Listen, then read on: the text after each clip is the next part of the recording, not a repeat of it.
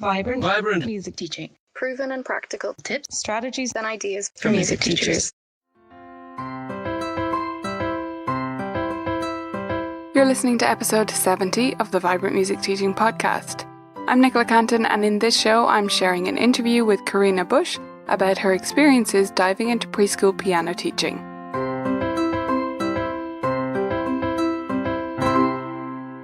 Hey beautiful teachers, as part of the launch of my new book, Playful Preschool Piano Teaching, I've been sharing some excerpts and some interviews related to the book here on the podcast. Today I'm sharing an interview with Carina.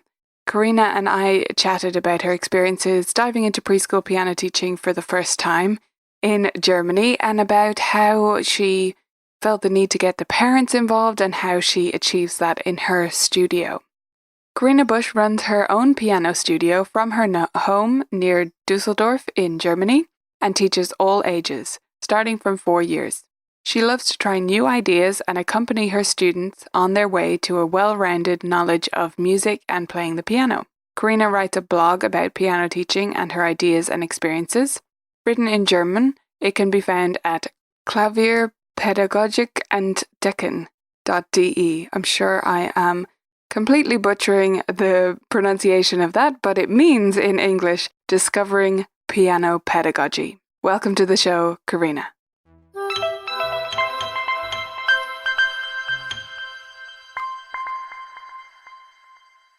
Welcome, Carina. Thank you so much for joining me.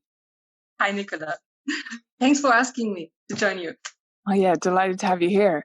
So first of all, I'd love if you could tell our listeners just a little bit about your background, how you came to start teaching, and maybe a little bit about how you started to bring in preschoolers into your teaching. Well, it started that I wanted to be a recorder teacher when I was 10. Oh, really? Yeah. And I thought, okay, I need piano for a second instrument when I want to go to university. And so I started piano lessons around 12 years, when I was around 12 years. And soon after that, I discovered that this instrument is sounding so wonderful. I could play so many different kinds of repertoire there. So I changed. Okay. Awesome.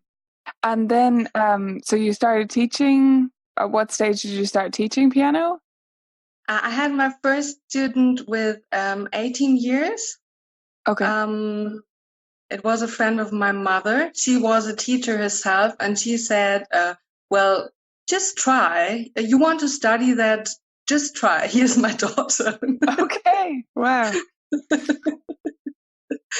Awesome. Yeah, and then I taught the whole time during studies for 1.5 days a week. So, yeah. Yeah, great. And then gradually transitioned to full time, I presume, when you're finished. Yeah. And Yes. where did preschoolers come into the equation? So when did you start teaching young students? Did you always incorporate that, or did that come later? No, I had my first 4-year-old when I was studying.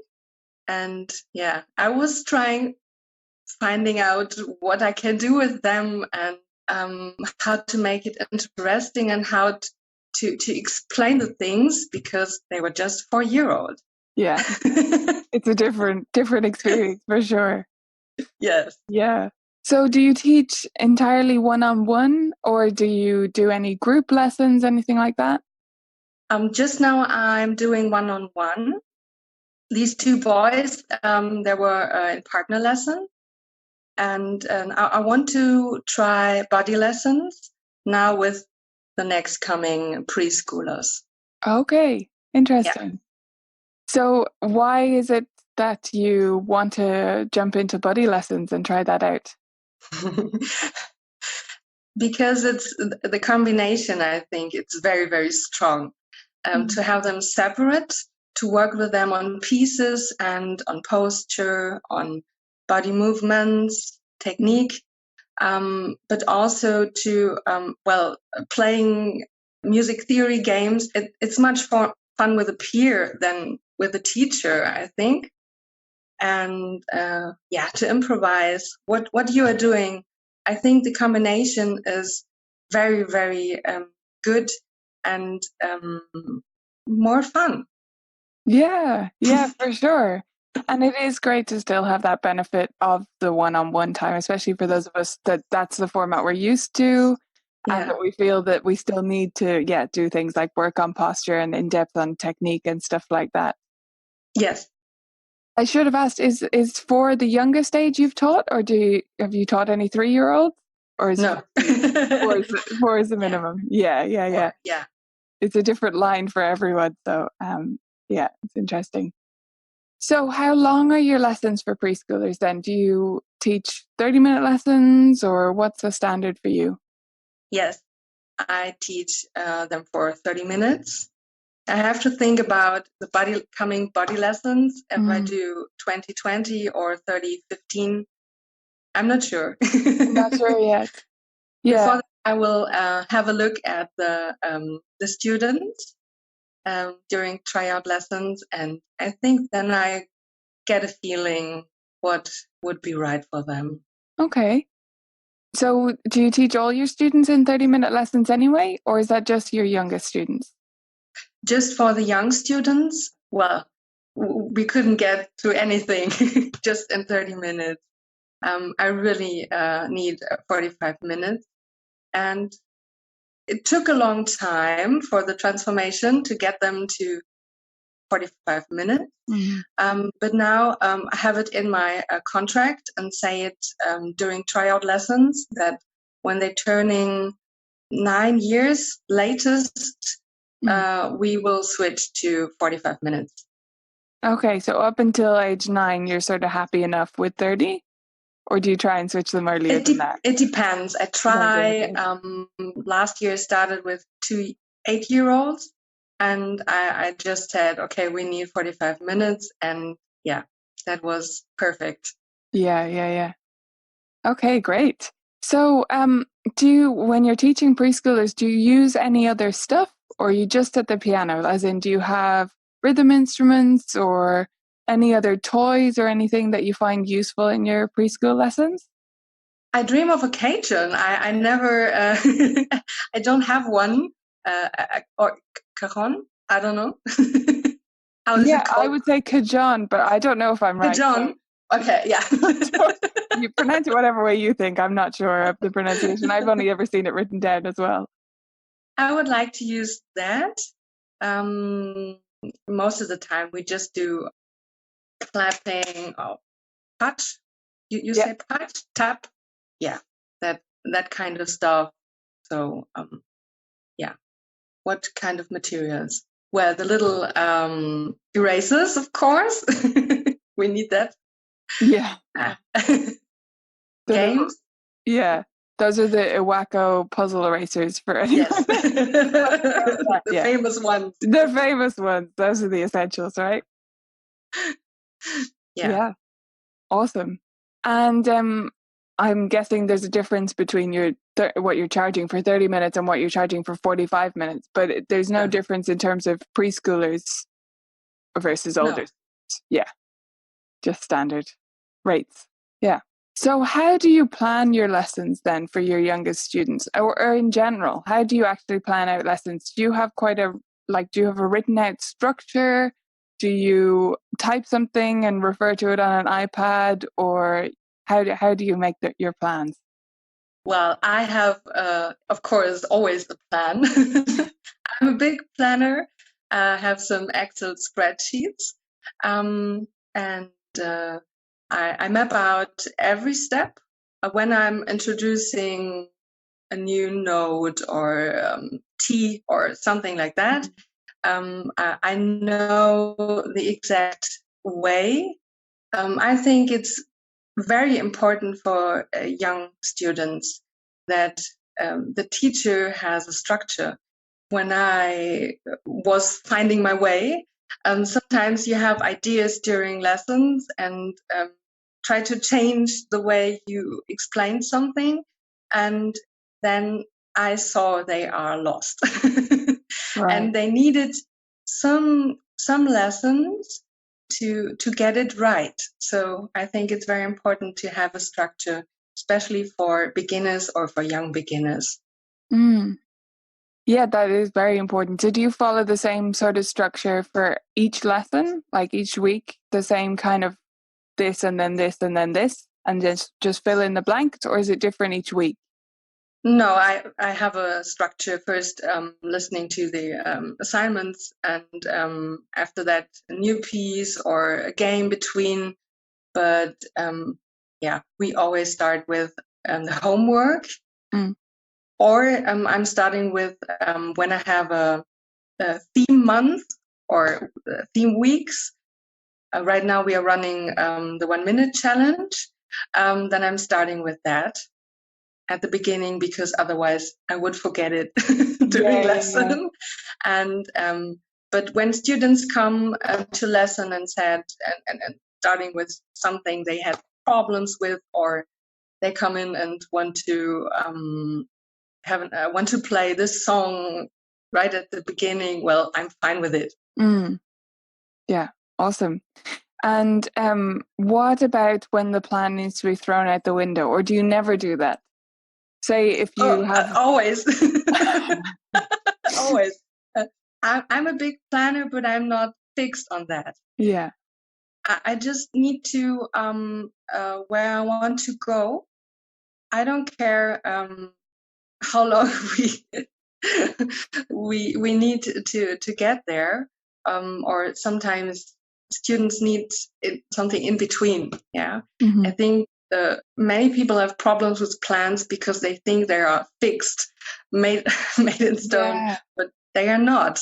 And I just need a goal, something we are going to. Yes.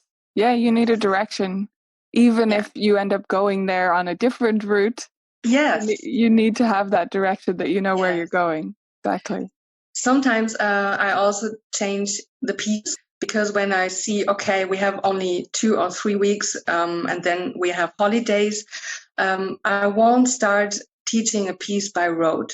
So I would change that up into another piece, which they can read during holidays when they have time to practice, so that they don't fix some mistakes during all the time away. Yeah, absolutely. So you've mentioned practice already, because you mentioned the homework. So do you have all even your youngest students practicing at home right from the start? Yes. Yeah. And what kind of practice do you expect? How much do you expect? Do you give parents guidelines? Yes, I have a prepared assignment sheet for every student, and I have the mothers sitting inside the lesson, Okay. especially with the young ones, because I also explain it to my students that mom is my assistant at home, and she listens to everything. And I also explain or say, please have a look, and I show movements or something like that, so that they can help their child at home. And they can mark, I have charts to mark, assignment charts for the young ones. And well, the mothers do the check marks. And what do I expect? Well, I say daily would be perfect. 5 times is wonderful. And in this age, the students have time. And often they practice 2 or 3 times a day. When they pass the piano in the living room, they just say, oh, I play it again, and then go to the next. Yeah. So that's a good tip to encourage parents not to think about it as having to be this like big practice session that you do all in one go, though, because often for very young students, it is better to just, sit down, play the song, and then go away and play with the blocks again, and then come back and play with the song later. Yes. Yeah. They do it themselves. Yeah. And the assignment is very, very little. It's not that big one. It's not 10 minutes or something like that, I think. They just sit there and try a bit out and do something. so that they develop a routine of practice. Yeah, that's the big thing, isn't it? And would it just be, say, one song each week, or do you have any, like, would there ever be several assignments, or is it generally one thing? No, there are more. Yeah. I think around 2 pieces, and maybe an exercise for reading or rhythm, working on technique. I have some little exercises for finger numbers. I think you have something like that in your library. Yep, finger plays where they do different things. Yeah, exactly. Yes, yeah. I use these exercises for working on their fingers, rounded finger shapes. Yeah. Obviously, you would need them to be in German, so the ones in the library won't be so useful for you, but for others, yeah, they can use those. So the parent, you call them the assistant. I think that's great. I call them the coach, so it's very similar. You're the home coach, I'm the teacher, okay? So when they first come to you, do you have a meeting with them before they start lessons, and do you explain to them about this role that they're taking on? I just introduced them to a tryout lesson, and I'm starting with a student because they they want to start when they're coming, and we do some things that we both get a feeling, and the mother is sitting in the back listening. And when I finish tryout lesson with a student, I turn to the mother and explain a bit more and explain the contract and her role. But I think most of the times we have spoken before on telephone, and there are already explained that the mother needs to be there during lessons. Yeah, great. And do you ever have parents who are surprised by that? Or is that sort of what they're expecting where you are?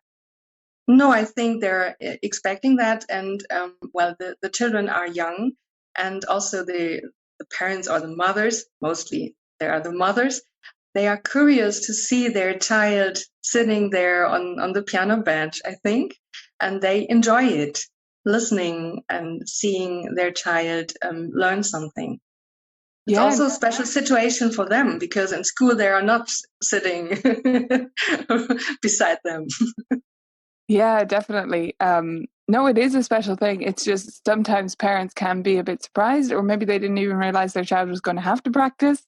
So maybe parents are more up with what's going to be, with how it's going to work where you are. But yeah, it depends on the area largely, I think, and how much experience parents generally have with music lessons, whether they know that that expectation is going to be there. Yeah. So many teachers, and you may have seen this come up around Facebook groups or elsewhere, they feel that preschoolers are simply not ready for lessons still. So they have this idea that students should only start lessons at age 7 or 8, and anything under that is really a waste of time because they can't concentrate yet. So have you ever found that focus or attention issue to be a problem for you in lessons? Do you ever find that you're trying to keep their attention and they're just drifting away? No. No. No. Well, I think, I start not too young. Yeah, I'm starting with 4.5 years old. And they can concentrate for some minutes. And I think now I really have experience to look at their possibilities during a tryout lesson. I think this is very important for preschoolers. And while you're changing activities during lesson, it's just half an hour. And I think when I'm focused, I can have my student to focus too. And I focus on one thing, and maybe we just play a piece 2 times, and it's okay. And then I say, okay, work on your relaxed wrist or something like that, and your finger. rounded shape finger, and then we do the next thing. And they just have to sit still during play. So when we talk, they can wiggle. So yeah, it sounds like you just have a natural rhythm that maybe you haven't had to think about a lot, that you're doing shorter activities anyway, and you're not, yes, you're not expecting them to sit still and practice in the way you might expect of a 12-year-old, that you've just of naturally course. adapted your teaching to that. So it's not a problem. I think when people come across this problem, it is because they're expecting a 4-year-old to act like a 10-year-old. And Yeah. obviously that's not possible. So yeah. You feel it during lesson. You feel it when you sit beside them, that they lose focus, and then I know, okay, go to the next one. Yeah. Yeah. You just get that natural sense that, okay, this isn't going to be productive anymore. We're going to go somewhere else. Yes. Yeah. So have you ever been frustrated by younger students' slower level of progress then, or slower pace? No. There are teachers, they like to have a goal, to reach a goal. And I'm a teacher, I'm happy with seeing development. I don't care about how small, how little steps we are going. I'm happy when there is progress. Unhappy when there's none. Yeah. Yeah. But you can only compare it to what that child did. And I think that's Yeah. really the key there. So you're just seeing, okay, well, he took a small step forward. Yes, That's progress. I'm happy. Yeah. We made progress. Do you do recitals or concerts in your studio, Carina? Of course. Yeah. 2 times a year. And do your students at any age perform in them, or do you start them a few years into lessons? How does that work? No, they can start when the next concert comes. Mostly they start they play at the beginning of the recital, and we play something four-handed. Mm-hmm. So, well, they are not overwhelmed by the situation. They're happy to play and to be part of it. And we play a little song, and then they are very proud. Yeah. And I think it's not a problem. And well, I always see recitals as something where students can listen to each other.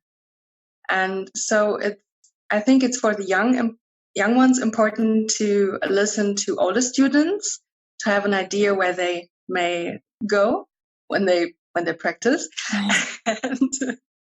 And the older ones, also the parents who are sitting in the audience, can remember how their child or they sounded at the beginning, to see the progress for them too. So I try that it's not too many young or too many old students. I try to have a balance between that, so that it's interesting for the whole audience. Yeah, no, definitely. No, I think you're so right.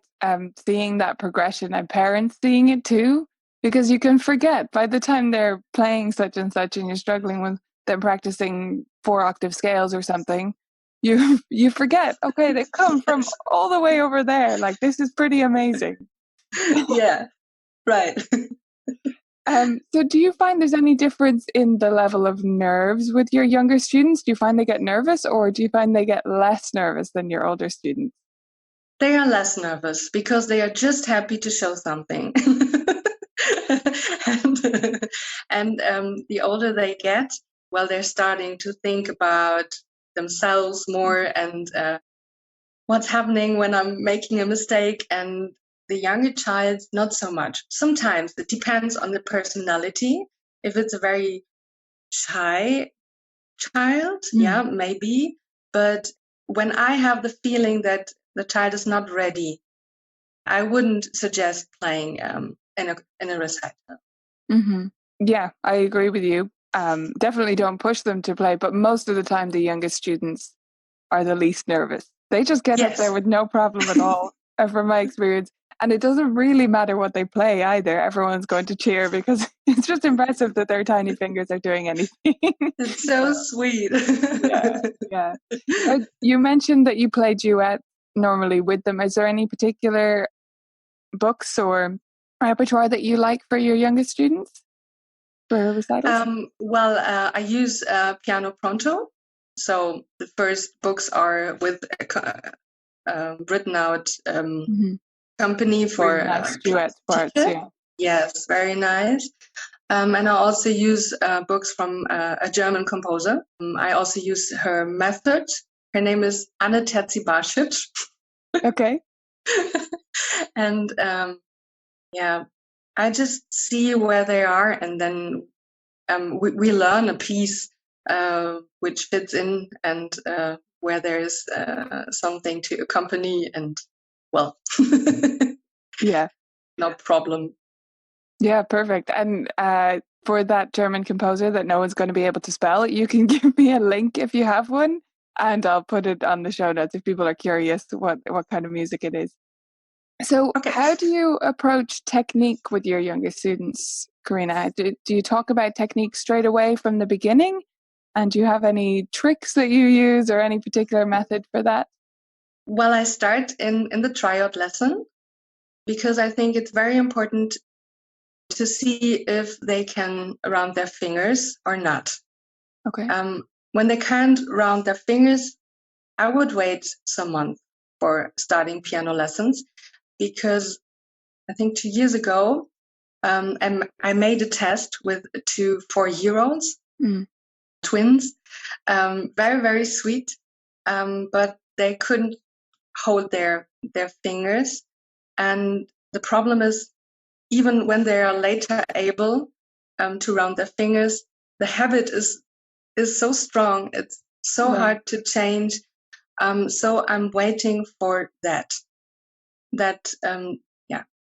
This is my most important thing during a tryout lesson, to see if the child, it doesn't have to be right, it doesn't have to be perfect, but when I get the idea that they can have a conscious for their fingers, and they can move the fingertip, then I think, okay, we can try. Yeah, that they have control over it. You want that to be there before they start. Yeah. And then I start with just the third finger, and we're playing some little things on the black keys, mostly the 3 black keys. And it's very important for the rounded finger and a relaxed wrist. I explain the rounded finger shape with the Romans, because they built bridges a long time ago, and they are still very strong. Sometimes I show a picture of that. So the semicircle is very, very strong, and you can play wonderful music with it. and then off we go. And the relaxed wrist, I think it's very important that they get used to relaxation, that they can relax their fingers. Great. This is a little bee collecting honey. Some little stories around that. And this is, the technique which they need at the beginning. So it's all non-legato at the beginning, with a relaxed wrist and a rounded finger. So are those songs that you're teaching on the 3 black keys, are those by rote? Are they? Yes, they are by rote. We also play I Love Coffee. Yeah. And we start with playing animal motives. We play a bear, a dog barking, a little mouse running away, stuff like that, or a rabbit who's jumping above on the keyboard. We start with that, so little motives, but it's not improvising, it's really a motive. Okay. So the deer is very tired because he ate so much, and the elephants are having a parade, and and stuff like that. And I start with the finger number exercises on the black keys, and then soon I also start with reading. on one Okay. line. So how soon are we talking? How many lessons in, maybe? I know it'll depend on the child, but maybe 2, 3, maybe No, more. more. Okay. More. Don't know, after 10 lessons, maybe. Okay. So more than a couple of months, say. Yeah. Yeah. We are very busy with I Love Coffee and with the animal motives Yeah. and with the finger exercises. We also introduce Ta and Taya. Yeah. And Taya? Taya. Yeah, Is that what you it's call not tattoo, because Yeah, two okay. is in German it's zwei. Yeah, So which would Ta be zwei awkward to say. Yeah. Taya. Yeah. So this is all before, and they also already know playing on the 3 black keys, and then we start to expand to second, third, and fourth fingers. So each finger gets a black key, and so these are 3 notes, and it's one under the line, on the line, and above the line, and Yep. so we can start a bit reading, because they are not at school. They don't know the reading process, but I never had problems with that. Mm. They Yeah. get it. Yeah, no, it's a pretty logical system once you Yes. actually break it down and just keep it simple, like, look, it's going up, so it's going up kind of thing, rather than, yeah, getting too involved with it. So when you do start reading, is that in piano pronto, as you mentioned there, or? I use the other method, Okay. the German method for the young ones. It's a classical middle C method. Okay. So when they're used to reading one line, I'm starting to introducing one note at a time, starting with C, and there are always little animals, and they have a name and they have a color, and so we expand to treble D or a bass B, and so on, until every finger got something to do. Yeah. Yeah. And it's like my material is just a bit before the method. So, and I combine it, and later it's just the method. Yeah. So I just have some materials before that. I always introduce, this is Dana, a dolphin. Okay. Yeah. And we use the little Iwako erasers and mark every D on the piano. And then I explain how it looks, and we color it. But I use color only with new notes, or when they mix up something like treble E and bass A or something like that. Then I use the colors again, but not every note is colored when they play. Yeah. So that they are not depend on the colors. Yeah, no, that makes sense.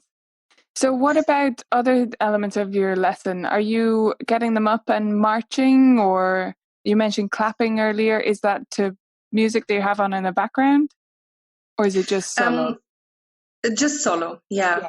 We are sitting on the floor, and I have some cards, circles in white and black, big circles, and the white one is Taya, tattoo, and the black one is tar, and we are composing our own rhythms and stuff like that. And trying them out. And are you singing at all during these lessons? Do you do any singing with your students? All the time. Okay. We are singing the Kodali syllables. Okay. I'm just singing it, and well, they sing along. So you're using solfa, is it, or? No, I'm just using ta and ti, and and singing those when they're applied to melodies. Yeah, awesome. And do you use games when you're teaching preschoolers? Do you bring games into your lessons? Not enough. Not enough. I really want to look at your library and I have some here to ready for laminating and cutting, but I don't have the time. I just tried slippery steps. So Yeah. I have a bit or line space leapfrog, I think. Yeah. That's another one. Yeah. Yeah. Yeah. Because they really love games. Yeah. Well, it doesn't have to be, you don't have to do all of them. You just pick out the ones when you're ready for them. So yeah. Yes.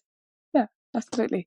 So this has been wonderful and so great for those who are getting started. I'd love for a final second, if you could imagine a brand new teacher to teaching preschoolers. So they've already taught regular, quote unquote, regular lessons, 8 and above type lessons.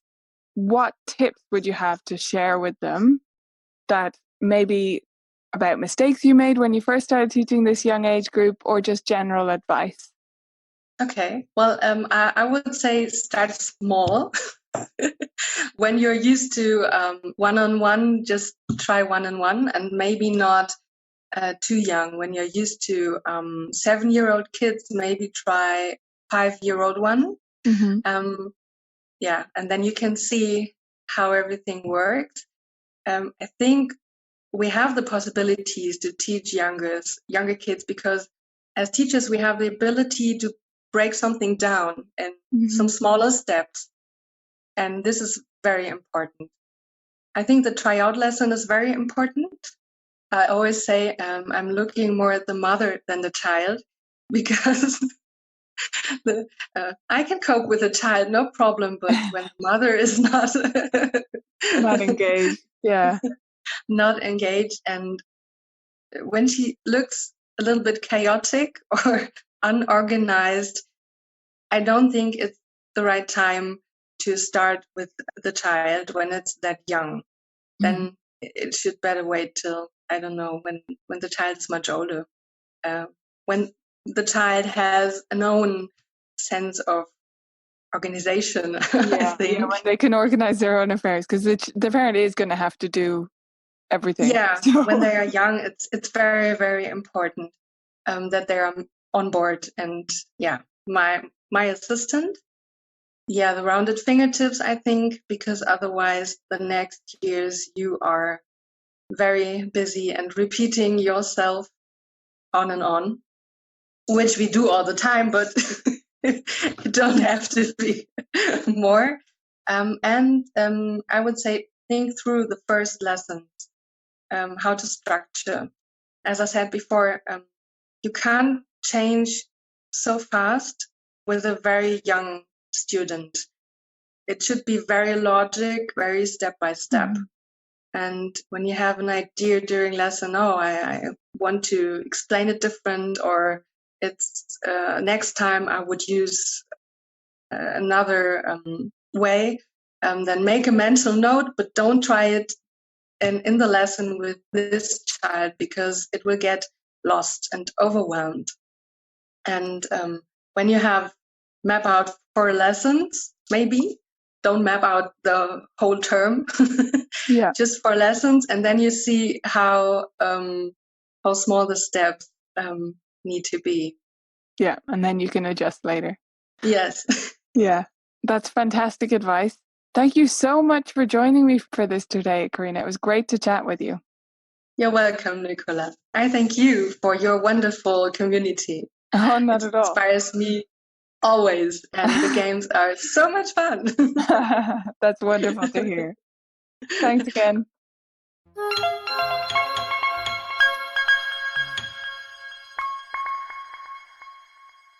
I really hope you enjoyed that interview with Carina Busch and got some new insights from it that you can use in your preschool teaching, or that it helped you see things a little bit differently when it comes to your own students. We'll have one final interview in this series next week, and that's with the wonderful Lindell Kennedy. You're going to want to tune in to hear that one. I'll be back again with that next week. If you want to go grab my new book, you can do so at playfulpreschoolpiano.com. You'll find links there to purchase it on Amazon or wherever else suits you.